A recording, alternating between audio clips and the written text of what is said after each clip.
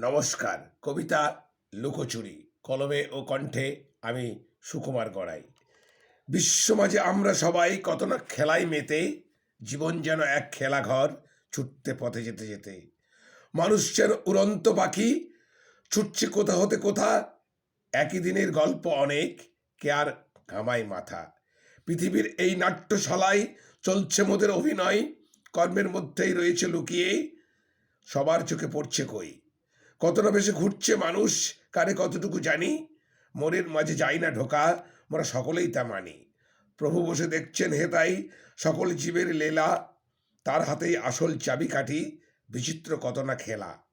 সংসার মাঝে দেখি লুকোচুরি, কত না হাত ছাপাই। লুকোচুরি বেশ মজার খেলা, দেখি জগৎটাই।